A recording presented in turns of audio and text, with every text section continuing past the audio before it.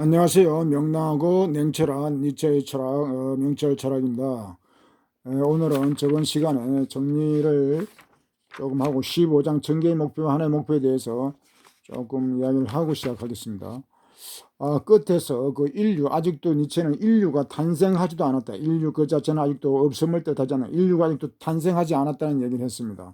우리는 이 니체의 이런 주장을 접하면은 이게 이해가 잘 안 될 수도 있겠습니다. 인류는 아직도 목표를 가지고 있지 않다. 하나의 목표도 없고 하나의 목적도 없고, 그래서 인류가 니체는 아직 탄생하지도 않았다. 존재하지도 않는다고 이렇게 말을 합니다. 그런데 이제 사실 우리 이 세계주의라고 하는 것은 뭐 오래된 역사가 있습니다만 15세기, 6세기부터 해가지고 서구에서 뭐 세계로 이렇게 정복해 나가고 뭐 개척하는 그런 어떤 세계의 역사가 있었습니다. 지금도 뭐 세계화라는 그런 이름 미명하에 뭐 온 세계가 하나가 된다는 그런 우린 착각에 빠져들 수도 있을 정도로 이 세계화의 물살이 심했는데요. 특히 우리 한국 같은 경우가 세계화가 다른 나라의 어떤 그 추종을 불허할 정도로 세계화에 앞섰다고도 할 수 있습니다. 그런데 이걸 깊이 파고들면은 이 세계화라는 것은 사실 미국 세계의 미국 일색화, 핵이라 미국의 일색화, 뭐 문화 제국주의, 미국의 문화 제국주의, 제국주의, 뭐 경제 제국주의 이런 것이지 어떤 인류 평등의 어떤 그 대의를 어떤 실천하는 니체가 말하는 그런 하나의 목적, 하나의 윤리하에 그런 어떤 평화로운 그런 인류주의를 입각한 그런 세계화는 아니라고 할 수 있겠습니다. 그러니까 우리가 세계화는 그 미명하에 너무 이제 도취돼 가지고 지금 이런 코로나 사태에서도 이제 조금 그런 대전환의 그런 기회가 엿보이긴 합니다만, 우리가 지금까지 이 세계화라는 이름으로 미국화, 완전히 미국화됐다는 거, 이것을 우리가 직시할 필요가 있겠습니다. 참 이거는 안타까운 일입니다. 우리 뭐 한국을 어떤 비판가들은 뭐 미국의 51번째 주라화는 그런 아주 그 냉소적인 그런 이야기도 합니다만은, 정말 우리가 이런 사실을 직시한다면은 정말 우리는 다른 길을 가야 되지 않을까. 그 뭐 아직까지 인류가 존재도 하지도 않는 그런 세계와 그런 걸 가지고 우리가 너무 미국에만 매달리면서 이렇게 비참한 역사를 써야 갈 필요는 없다고 생각이 됩니다. 뭐 요 부분은 이 정도로 하고요. 그 앞에서 그 니체가 그 역사의 어떤 그런 발전, 특히 그 민족의 탄생이라고 하는 것이 역사에서 어떤 초인적인 그런 인류의 성과라고 하면서 그 민족주의를 대단히 그 옹호하고 옹호한 그런 어떤 내용을 봤습니다. 민족의 위대한 승리, 이룩한 극복의 법칙들, 각 민족이 극복해낸 그 거룩한 그런 자랑스러운 일들, 이런 것을 이제 좀 니체는 특별하게 그것을 어떤 인간의 어떤 의지라기보다도 힘의 의지, 권력 의지라는 말로 이걸 갖다가 풀어냈습니다. 하여튼 이 민족이라고 하는 이 민족의 탄생은 뭐 한 200년밖에 프랑스 혁명이니까 그밖에 안 되지만은, 이 민족의 탄생, 인류 진보에 하여튼 크다는 족적을 남긴 것이고, 니체가 또 여기서 이제 암시하는 것은 뭐냐면 민족의 어떤 탄생, 민족주의가 강한 민족의식, 이런 것을 토대로 해서 어떤 개인의 어떤 초인도 탄생한다는 것을 이제 여기서 이제 그 시사하고 있는 것입니다. 그러니까 우리는 초인이라는 것을 어떤 개인적 차원에서 아니라 어떤 이런 거대한 민족의 지배와 성리와 영광, 요런 어떤 기회를 우리가 보면서 여기에서 이제 우리는 그런 초인의 길에 대한 어떤 그런 토대와 발판을 마련하고 우리가 초인이 될 수 있는 길을 열 수 있는 것입니다. 그러니까 민족주의라고 하는 것을 우리가 뭐 부정적으로 보고 뭐 이런 경향도 있지만, 그 민족주의의 긍정적 민족주의, 엄청난 그 역사에서 어떤 동력이 되었다고 하는 것을 우리는 그런 것을 알고, 거기에서 우리가 초인의 길이 무엇인가 하는 것도 이런 민족주의에서 우리가 배울 수 있다는 것입니다. 그러니까 이런 민족주의라고 하는 이런 큰 어떤 성취를 통해 가지고 우리가 초인이 되는 그런 길이 열리는 것이, 이런 경험이 없이, 뭐 간접 경험이라 할지라도 그런 경험이 없이 초인이 된다는 것은 사실 그거는 불가능한 것입니다. 그러니까 니체는 지금 여기서 민족주의에 대해서 이야기하는 이유가 초인의 탄생의 어떤 그런 기초, 토대가 되기도 하거니와 인류주의로 나아가는 그런 또 발판도 된다는 것입니다. 그러니까 민족주의를 거치지 않으면 초인도 없고 인류도 없고, 그렇다면 진정한 인간 시대, 인간의 탄생도 영원하다는 것이죠. 제가 이 이야기를 하는 것은 정말 진정한 인간의 시대인가? 이 시대가 그런 아주 중요한 문제를 우리에게 제기하고 과제를 냈다고 하겠습니다. 네, 그러면 오늘 강의를 시작하겠습니다. 오늘 16강 이웃사랑에 대해서입니다. 요 장은 상당히 내용이 뭐 그렇게 어려운 말도 없고 뭐 우리 평범한 이런 일상의 이야기 같이 쉽게 읽힌다고도 할 수 있습니다. 그러나 이제 그럼에도 불구하고 이 평범한 어떤 그런 내용 가운데서도 어떤 하여튼 진리 이런 진리의 말들이 많으니까 뭐 이 장뿐만 아니라 여기서 니체는 이 책에 한 100가지 정도의 어떤 그런 주제를 가지고 이야기를 하고 있습니다. 이 목차를 보면 여러 가지 쭉 나오죠. 여기 지금 이게 총 1부에서 4부까지 해가지고 뭐 4부까지 해서 총 80장이 있고 뭐 머릿말이 있고 또 뭐 긴 내용까지 하면 하여튼 총 한 100개의 이런 글 속에서 100개 정도의 어떤 진리를 우리는 확인할 수 있습니다. 그러니까 각 장이 어떤 뭐 제목이 좀 쉽거나 뭐 내용이 쉽다고 해서 그것이 가벼운 내용들이 아니고 다 진리를 이야기하는 것입니다. 물론 요 이제 이 책은 하나의 초인 사상이라고 하는 하나의 큰 진리를 담고 큰 진리 아래 이제 이런 각 장에서 이제 작은 진리들이 있는 것이죠. 각 작은 진리들을 다 다루는 것이죠. 100가지 진리라고 하는 것은 큰 초인 사상이라는 큰 진리 안에 이런 작은 어떤 몇 가지 진리들이 있다. 뭔가 진리라는 것을 꼭 뭐 절대적인 하나만 뭐 있다 이렇게 생각하면 안 되고 절대 진리 외에도 여러 가지 작은 진리들 그걸 진리 다원주의 이렇게 얘기할 수 있습니다. 그러나 니체는 또 그렇게 다원주의 상대주의도 아닌 것이 하나의 큰 진리, 하나의 큰 틀을 제시하고 그 속에서 여러 가지 또 작은 진리들을 이렇게 이야기한다는 것입니다. 그럼 봅시다. 그대들은 이웃 사람 주위로 몰려가 듣기 좋은 말을 한다. 그러나 내 그대들에게 말하노니 그대들의 이웃 사랑은 그대들 자신에게 해로운 사랑일 뿐이다. 이게 처음부터 이게 또 쉬운 내용이 아니죠. 이웃으로 몰려가서 듣기 좋은 말을 하는데 그런데 그것이 이웃 사랑이 아주 해로운 사랑이라는 것입니다. 이웃 사랑이 자신에게도 해롭다. 자신에게도 해롭고 또 이제 그 전에 이제 사랑에 대해서 뭐 이웃 사랑을 했는데 이웃을 빼고 그냥 사랑이라고 일반적인 사랑이라고 해도 됩니다. 여기서 사랑이라는 것을 지난 시간에도 이제 그런 그 전에도 그런 이야기를 한 것 같은데 사랑이라고 하는 것이 이기적인 속성 또 배타적인 속성이 가지고 있기 때문에 타인에 대해 해로움을 오히려 줄 수가 있는 것이죠.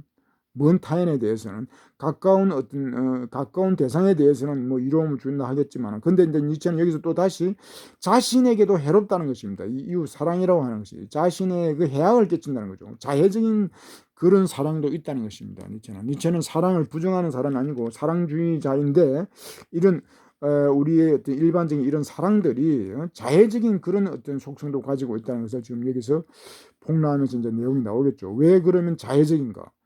사랑이라고 하는 것이 이기적이면서 배타적이면서 타인에게도 해로우면서 또 자신에게도 해악을 끼치는 그런 이유는 무엇인가 이제 봐야죠. 그대들은 자신에게서 도피하여 이웃 사람들에게로 달아난다. 그리고 거기에서 하나의 덕을 만들어 내려고 한다. 그러나 나는 그대들의 모라 현상의 정체를 꿰뚫어 보고 있다. 모라라는 말이 이게 다른 책에는 어떤 타인 지향이라는 좀 더 쉬운 말인데 모라라는 말도 같습니다. 그러니까 이 이웃 사랑이라고 하는 것이 자신에서 도피한다는 것이죠. 도피.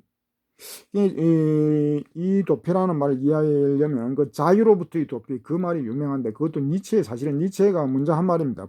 에이리 프롬보도 하여튼 현대 인간들은 자유를 감당하는 것을 상당히 어려워하기 때문에 자유로부터 도피해야 하는 거죠. 그 자유로부터 도피한다는 건 뭐죠? 자기 자신에게서 도피한다는 거예요. 자기 자신을 감당할 수 없다는 겁니다. 현대인들은 자기 자신을 감당하지 못해서 자기 자신을 잃어버린다. 모라라는 것은 자기 자신을 잃는다는 거거든요.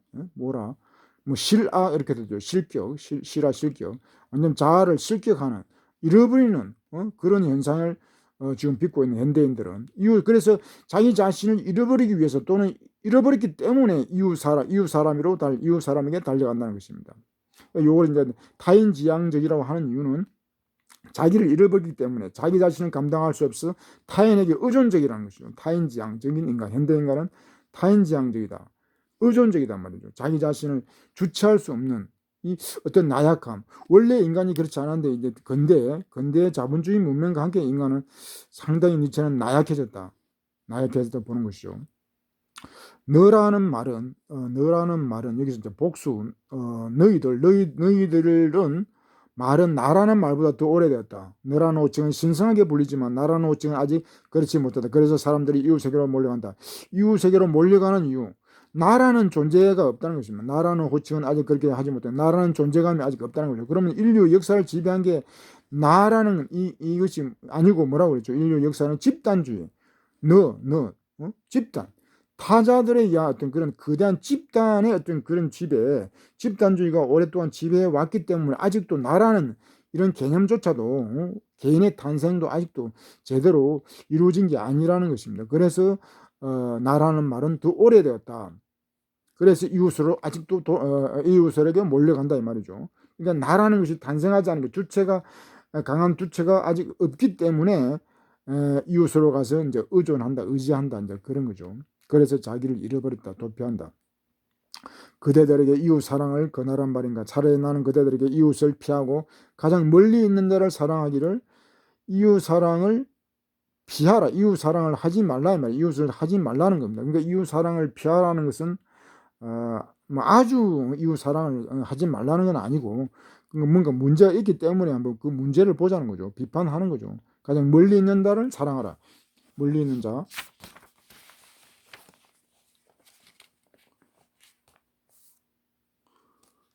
바로 가까이 있는 자들에 대한 사랑보다는 가장 멀리 있는 자들, 미래의 사람에 대한 사랑이 더 고귀하다. 인간에 대한 사랑보다는 주어진 일과 유령에 대한 사랑이 더 고귀한 것이다. 그러니까 이웃사랑 이런 것이 무조건 절대적으로 나쁘다는 뜻이 아니고 이웃사랑이 멀리 있는 사람, 미래에 대한 사람에 대한 사랑을 희생시키니까 사랑을 갖다가 저해하기 때문에 문제가 많기 때문에 이웃 사랑에만 매몰되면 안 된다는 것입니다. 가까이 있는 자에 대한 사랑보다는 가장 멀리 있는 사람, 멀리라는 것은 시간과 공간적으로 멀리 있는 거죠. 좀 미래의 사람들, 요까지 다 미래의 사람들은 아직 이제 후손들 태어나지도 않는 그런 미래의 사람들까지도 우리가 배려하고 그러하는 사랑을 하라는 겁니다. 그것이 더 위대하다, 고귀하다, 위대하다, 숭고하다. 이것도 쉬운 일은 아니죠. 멀리 있는 사람, 보이지도 않는 사람, 이런 사람, 박애까지도 될 수 있는 해당이 되는데, 이런 것은 상당히 어려운 것입니다. 그렇지만은 이 이웃 사랑만 하다가는 자해적인 결과까지도 가져오기 때문에 이제는 그런 것들을 이 정리를 해야 되는 것이죠. 여기서 이제 인간에 대한 사랑이 아니라 이제 주어진 과업이라고 하는 것은 이제 초인 사상, 초인 세상을 만드는 것이죠. 이 유령을 사랑하는데 유령이라는 것은 우리말로는 상당히 부정적인 그런 뉘앙스가 강한데 귀신 이런 것을 연상하게 하지만 서구에서 유령이라는 말은 긍정적인 의미가 더 강합니다. 가이스트라든가 스피리트 이런 말, 또 소울 같은 이런 말들도 다 유령이라는 의미를 가져오기 때문에 유럽에서는 좀 긍정적인, 서양에서는 긍정적인 의미를 더 강하다고 할 수 있습니다. 유령을 이제 나쁘게 말하면 악령 이렇게 되죠. 또 그런 말은 따로 있는데 하여튼 이 유령이라는 말이 여기서는 초인 사상을 얘기합니다. 초인 사상. 정신이라고 하죠. 가이스트가 그 정신인데 그 정신이 사상, 유령 그런 뜻이 다 있고 이제 여기서 그래서 이제 사상으로 보면 되겠습니다. 초인 사상. 그러니까 엄청난 좀 무섭다 그런 의미도 있다는 것이죠. 그러나 이런 사상에 대한 사랑이 정말 더욱 숭고한 것이다. 이제 이렇게 얘기하는 것입니다. 그대 앞으로 달려오는 이 유령은 형제여 그대보다 더 아름답다. 초인 사상이 인간보다 더 아름답다는 것입니다. 여기서 이제 아름답다는 것은 진선미를 다 포함한다고 볼 수 있습니다. 니체는 이 미라는 것을 진선미를 포괄하는 그런 개념으로 씁니다. 그러니까 우리는 진선미 그러면은 진리가 최고의 가치고 선미 이렇게 후차적으로 이렇게 밀리는 듯한 느낌을 받는데 니체라든가 또 일부의 철학자들은 이 미라는 것을 오히려 더 강조하기도 합니다. 왜 그대는 이 유령에게 그대의 살과 뼈를 주지 않는가? 사랑하면은 살과 뼈를 준다. 뭐 온몸 몸과 마음을 다 바쳐서 그렇게 사랑을 하니까 이런 유령에게 인간보다 더 위대한 이런 초인에 대해서 왜 이렇게 초인 사상에 대해서 그렇게 인색한가 이 말이죠. 살과 뼈를 주지 않는가. 오히려 그대는 두려워하면서, 그러니까 유령이라고 말했듯이 이제 그런 두려움, 초인 사상에 대한 어떤 두려움 때문에 이웃으로 도망가지 않는가, 달려가는가. 그대들은 자신을 견뎌내지 못하며 그대들 자신을 충분히 사랑하지도 못한다. 이것도 좀 놀라운 일이죠. 이제 견뎌내지 못한다. 견뎌내지 못하면 이거 큰 문제죠. 이게 낙타, 이제 인간을 갖다 우리는 항상 그 세 가지 유형, 낙타, 사자, 아이, 그것을 생각해야 되는데, 여기서 자신을 감당하지도 못한다. 그러면 이건 뭐죠? 낙타 수준도 안 되는 거죠.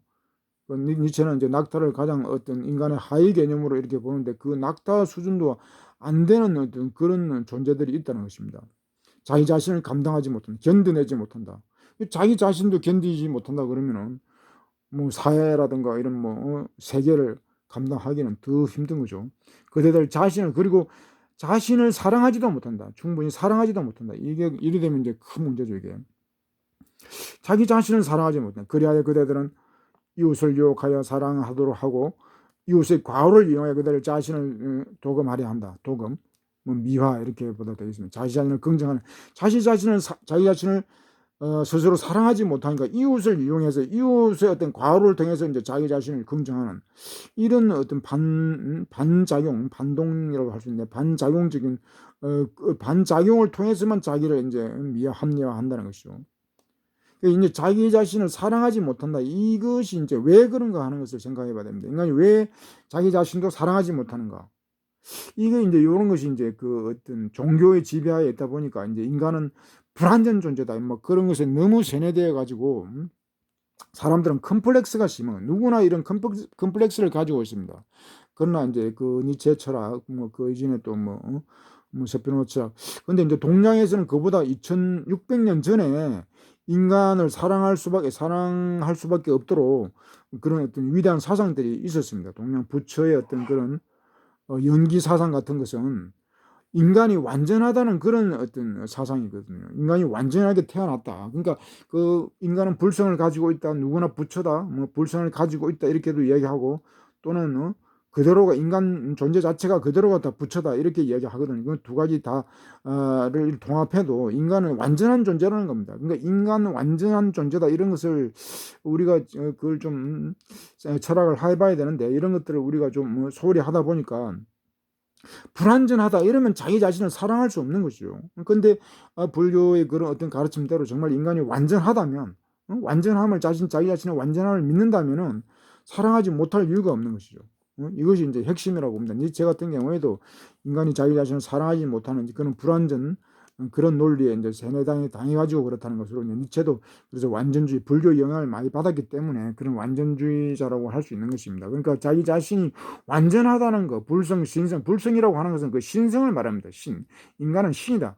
동학에서 이걸 그렇게 말을 하죠. 동학에서 이걸 받아들여가지고 인내천 그러면서 인간이 곧 하늘이다, 신이다, 곧 신이다 그 말이거든요. 그러니까 인간이 신이라면은 신의 가능성이 있다 하더라도 그것은 완전하기 때문에 자기 자신을 사랑해야 되는 것입니다. 사랑할 수밖에 없는 거죠. 그러나 이런 사상을 가지고 있지 못하면은 항상 불완전함에 어떤 시달리면서 자기 혐오를 하게 되고 자해를 하게 되고 그러면서 자살까지도 이루는 그런 현상이 빚어지는 것입니다. 그러니까 자기 사랑을 하기 위해서는, 완전한 자기 사랑을 하기 위해서는 이렇게 철학을 기반으로 해야 된다는 것입니다.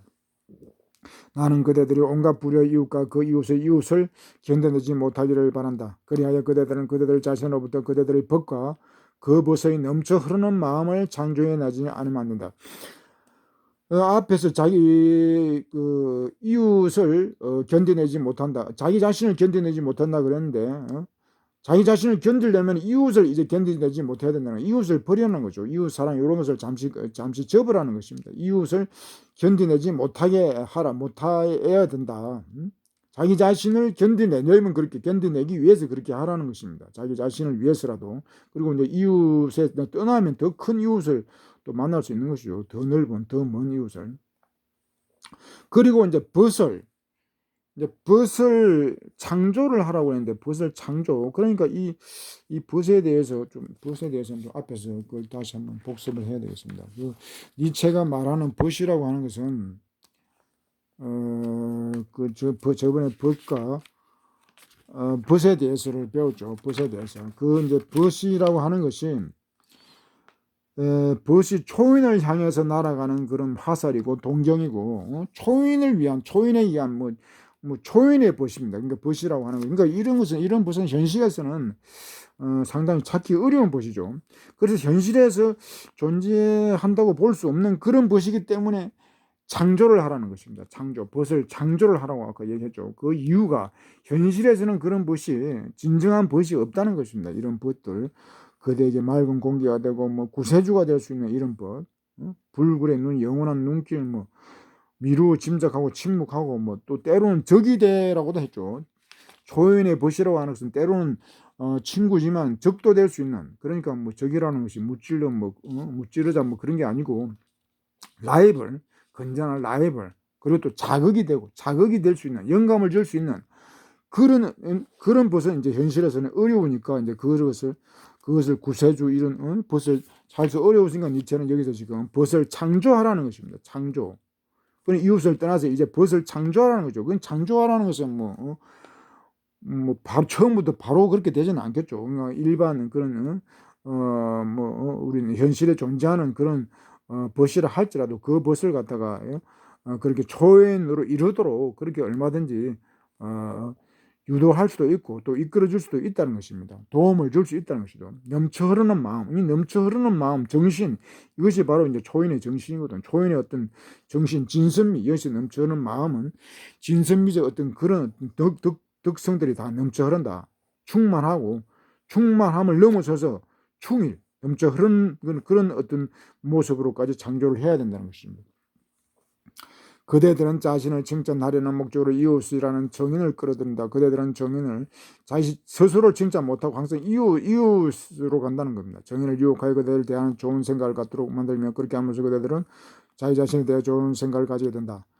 자신이 암과 반대로 말하는 자만이 거짓말을 하는 것이 아니라 바로 자신의 무지를 무시하고 말하는 자도 거짓말을 하는 것이다. 그리하여 그대들은 이웃과 만나 그런 식으로 거짓말을 함으로써 자기 자신은 물론이고 이웃마저 기만하는 것이다.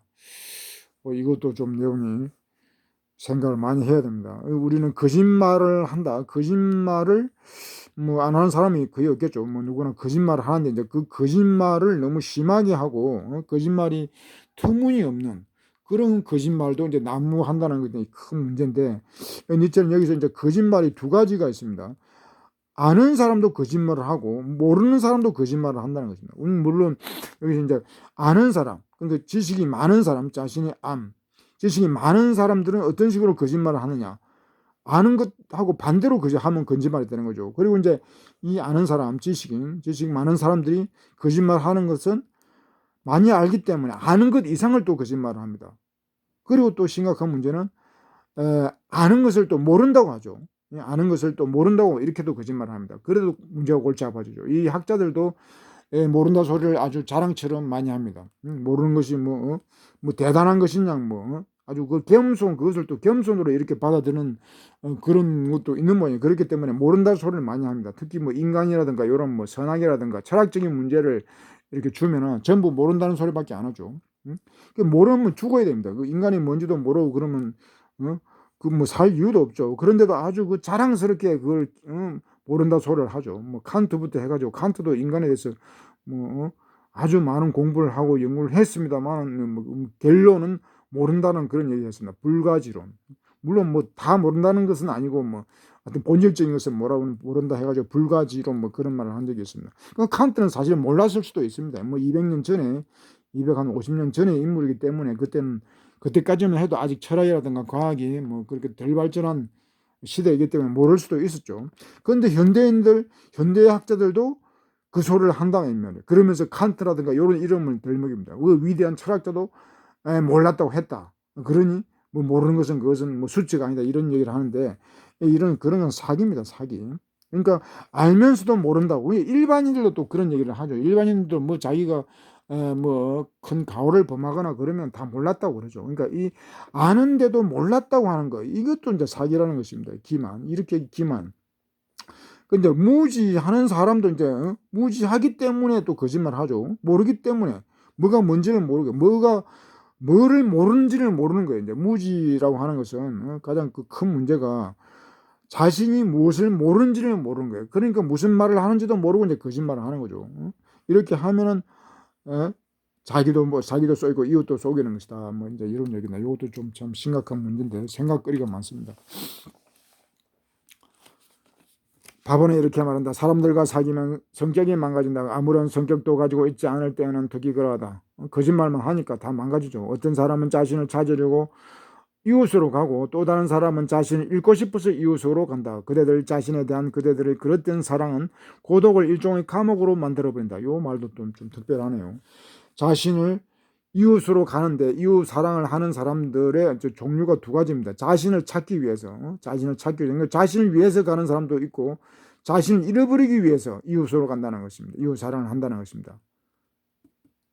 그러나 그들 자신은 이런 것은 그릇된 것입니다. 다 그릇된 사상으로서 사랑으로서 고독이 감옥으로 만든 고독이라는 것을 감당하지 못한다. 고독이라는 것을 감옥으로 여기기 때문에 이제 요렇게 가는데 이렇게 이웃을 찾으러 가고 이런 거 여기서 이제 자신을 잃어버린다 그 말이에요.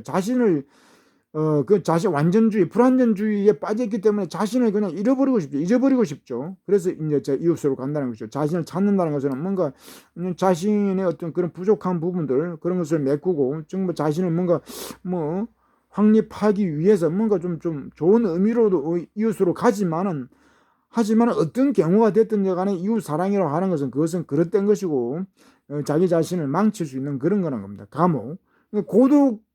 고독이라는 것을 경험하지 않고는 이제 초인이 될 수 없는데, 그러니까 이웃으로 찾아가고 뭐 이런저런 이유로 이웃으로 자꾸 도망가면은 인간은 고독할 수가 없죠. 자기 자신을 냉철하게 어떤 철학할 수도 없고, 그렇기 때문에 이런 것은 문제가 많다는 것입니다. 그러니까 이웃으로 자꾸 가는 사람은 고독이라는 것을, 홀로 있는 것을 이제 감옥으로 여긴다는 것입니다. 근데 이런 것을 거치지 않고서는 안 되는데도 불구하고 이렇게 자기 자신을 갖다가 감옥에 가두는 이런 일이 벌어지는 거죠. 그러니까 이웃으로 가는 것이 바로 그것이 감옥이라는 겁니다. 고립되는 거예요. 그게 고립이라는 거죠. 자기 자신을 회복하지 못하는 거. 여기 고독을 고립으로 볼 수도 있는데, 하여튼 자기 자신을 세우지 못하고 독립하지 못하는 거, 그것이 바로 감옥입니다. 감옥은 다른 것이 아니고 타인의 감옥이 되는 것이죠. 이럴 때는 타인에게 구속이 되는 것입니다. 타인으로 가가지고 그것이 자기 자신을 위하는 것이 아니냐, 타인의 구속이 됨으로써 자기 자신을 잃어버리는 것이죠. 그대들의 이웃 사랑 때문에 보다 멀리 있는 자들이 그 대가를 지불한다. 그대들이 5명 모이면 6번째 사람은 언제나 희생양이 된다. 멀리 있는 사람이 이제 희생이 된다는 거예요. 이웃 사랑하기 때문에. 그러니까 이제 이웃 사랑은 편애라고도 할 수 있죠. 편애. 좁은 사랑을 하기 때문에 멀리 있는 사람이 배제가 되는 거죠. 이제 멀리 있는 사람을 사랑하는 것은 이거 이제 박애라고도 볼 수 있는데, 그런 것들이 다 이제 희생이 되는 것입니다. 그러니까 요 예를 들어서 이제 5명만 모이면 6명이 배제된다, 희생양이 된다는 것입니다. 5명만 모이면 5명을 이웃으로 사하면 그 남은 6번째만 돼도 이것은 배제된다는 것입니다. 배타된다는 것이죠. 6번째가 아니라 5명만 모으면 나머지 모든 사람을 다 배제하는 거, 이런 것이 이웃 사랑이라는 것입니다. 그러니까 박애하고는 완전히 배치되는 것이죠. 배치되죠. 배반하는 거죠. 나는 그대들이 축제를 벌이는 것도 좋아하지 않는다. 축제를 벌이는 거. 이 축제라는 것도 이제 뭐냐면은 배우들이 너무 많았고 관객들마저도 종종 배우처럼 행동한다. 축제라는 것을 니체는 삶을 축제다라고 이렇게 또 축제를 긍정적으로 뒤에도 나옵니다만, 하여튼 긍정적인 의미로 많이 쓰는데, 이제 축제라는 것도 이제 아주 나쁜 것이 있는 것입니다. 배우라는 것은 꼭두각시죠. 꼭두각시 노름을 한다는 겁니다. 그리고 이제 이 축제라는 말이 어떤 축제냐 이런 문제죠. 어떤 축제, 불완전한 인간들이 모여가지고 축제를 하면 불완전함을 더 고착하고 더 심화하는 그런 일이 벌어질 수도 있는 것입니다. 그리고 끼리끼리 하면 모여서 그 축제만 하면은 이런 박해라든가 이런 것들 다 희생당하기 때문에 그런 이런 축제들이 문제가 있다는 거지. 모든 축제를 다 부정하는 겁니다. 여기서 이제 대지 위에서의 축제 이런 데 긍정하는 거거든요. 그러니까 축제를 하면서 어떤 주체적이지도 못하고 배우처럼 그런 꼭두각시 노름이나 하는 거, 뭐 이런 나라가 대표적인 나라가 일본이라고 할 수 있어요. 일본은 아주 그 축제의 나라라고 할 정도로 뭐 축제들이 뭐 맛절이라고 그래요. 거기는 맛절이라고 하는데 그거 보면은 물론 영상입니다. 영상으로 보면 아주 정말 꼴값을 뜬다고 할 정도로 그런 꼭두각시 노름들을 합니다. 그 일본 사람들이 상당히 그 좀 특이합니다. 좀 뭐 어떤 그 전에 어떤 러시아의 어떤 학자가 일본에서 어떤 체험을 하고 이제 그 일본 평을 했는데 세계에서 가장 어떤 집단주의 또는 공산주의 체제라고 할 수 있는 나라는 일본이다라는 그런 말을 했어요. 그 이제 일본이 가장 집단성이 강한 그런 종족이라는 것입니다. 그 이유가 이제 이런 축제라는 뭐 거의 종교적인 축제죠. 그런 종교적인 축제를 이제 그렇게 상시적으로 하면서 그런 집단주의, 뭐 전체주의죠, 전체주의, 파쇼적인 성격. 그러니까 일본인은 세계에서 가장 파쇼성이 강하다. 지금 아무리 뭐 좀 건대화되고 했다 하더라도 그런 어떤 역사가 남아 있는 것입니다. 지금도 그런 축제를 하면서 그런 전체주의가 살아 있다는 그런 느낌을 받습니다. 하여튼 일본은 그런 것들이 이 축제를 통해서 더 강화되고 있는 것 같습니다. 나는 그대들에게 이웃이 아니라 물론 뭐 일본을 무조건 다 부정할 것은 아닙니다. 일본의 어떤 그 민간인들 중에는 양심적인 사람도 많기 때문에 그러나 하여튼 일본은 우리하고도 하여튼 많이 다른 점들이 있기 때문에 그런 부분들을 좀 주시를 해야 될 것 같습니다. 나는 그대들에게 이웃이 아니라 여기 이제 벗 얘기를 나오죠. 이웃을 사랑하기보다도 벗을 가져라 뭐 이제 그렇게 말하죠. 벗은 그대들에게 이 대지 위에서의 축제요 다가올 초연에 대한 예감이다. 벗은 그러니까 이게 벗은 이제 초연의 벗인데 이것도 상당히 어렵지만은 이게 그러나 당위를 이제 이야기하는 것입니다. 이웃 사랑이 아니라 그러니까 벗을 사귀는 이웃 사랑에서 이제 이렇게 대립되는 개념으로 보면은 뭐 벗 하나 둘 뭐 이런 것은 아니죠. 어떤 벗의 공동체, 우정의 공동체 이제 이런 말도 있는데 하여튼 우정의 사회, 우정으로 꼽히는 그런 사회를 이제 만들라는 것입니다. 이웃 사랑이 아니라 우정으로 맺어진 그런 공동체, 사회를. 그러니까 니체는 항상 사회 이런 것을 강조하는 것입니다. 개인주의 그런 것이 아니라고 뭐 아까 민족주의에서 그 이야기를 했지만은 이 벗들로 맺어지는 그런 어떤 멋진 사회 그런 것을 니체는 꿈꾸고 그런 것을 이제 강조를 하는 것이죠. 그런 벗들이 축제를 벌이는 거, 그건 대지에서의 축제, 그건 대지 위에서 항상 대지, 땅, 자연 이런 것은 이제 종교적인 그런 일본식의 종교적인 축제하고는 완전히 다르죠. 그러니까 그런 축제, 삶을 위한 축제, 초인을 위한 축제, 살아있는 축제, 생명력을 갖다가 왕성하게 해주는 그런 축제. 이 일본식 축제는 그 생명력을 죽이는 거죠. 그 개인을 그 완전한 모라 아까 그 모라란 말 했는데 개인을 죽이는 그런 축제이기 때문에 그런 것은 축제가 아니고 진정한 축제는 우정의 축제, 초인들의 어떤 그런 이상을 가진 그런 인간들의 축제,